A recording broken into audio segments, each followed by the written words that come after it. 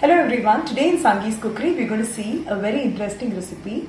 It can be a breakfast item or an evening snack item for the kids. This is nothing but the bread upma and it is loved by all age groups. Especially when you have a lot of bread left over and it is nearing the expiry date, you can always prepare this recipe and it will be really handy. So if you make it exactly in the way I have prepared, it is definitely going to be delicious. So let's go on to the procedure.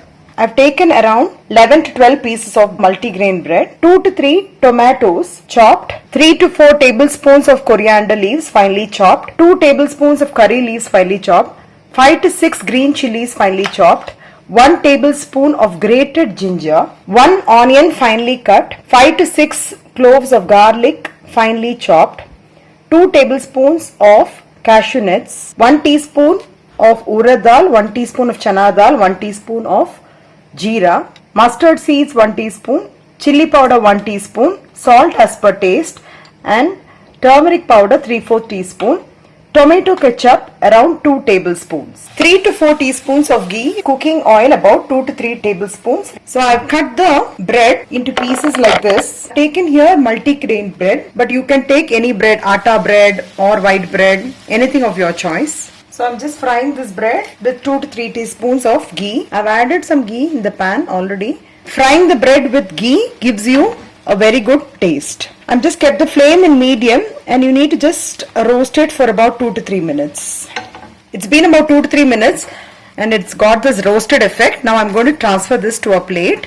First I've added around a teaspoon of ghee and I'll be frying the cashews. After the cashews has been fried, I'm just removing the cashew alone into a plate. 2 to 3 teaspoons of oil. Once the oil and the ghee mixture gets heated up, I'm adding a teaspoon of mustard seeds, chana dal and urad dal and jeera. I'll be adding the finely chopped green chilies, the curry leaves. Once the dals have been fried, I'll be adding the finely chopped tomatoes as well as the grated ginger.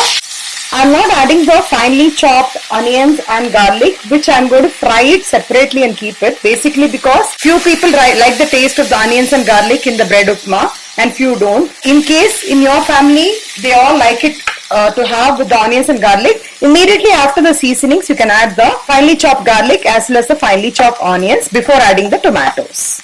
I'll be adding the turmeric powder, salt and a little bit of chili powder. It's been about 2 to 3 minutes. The tomatoes have become soft. At this stage I'm adding 2 tablespoons of tomato ketchup. The adding tomato ketchup balances the taste of the bread upma. After about a minute or so, you can add the fried bread pieces. Mix it up nicely so that the masala is coated nicely on the bread. About a half teaspoon of amchur powder. This will give you a little bit of a tangy flavor which we all like it. It's been about 5 minutes. The bread upma is in simmer and all the masalas have nicely absorbed. Now finally I'm adding the roasted cashew which we have roasted in ghee. I'm going to garnish this with the coriander leaves. Bread upma is ready. In a different pan, I'm going to add a little bit of oil.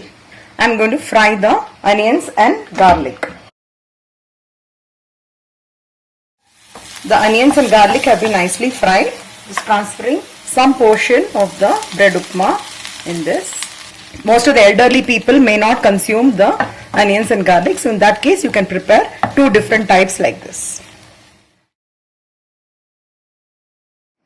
So the very tasty bread upma is ready. So I've actually divided into 2 portions, one with onion and garlic and one without the onion and garlic.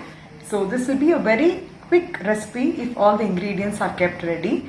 So I hope you'll all enjoy the bread upma along with your family and friends, and please pass on your valuable feedback and please do not forget to like, share and subscribe to my channel. Thank you and have a great day.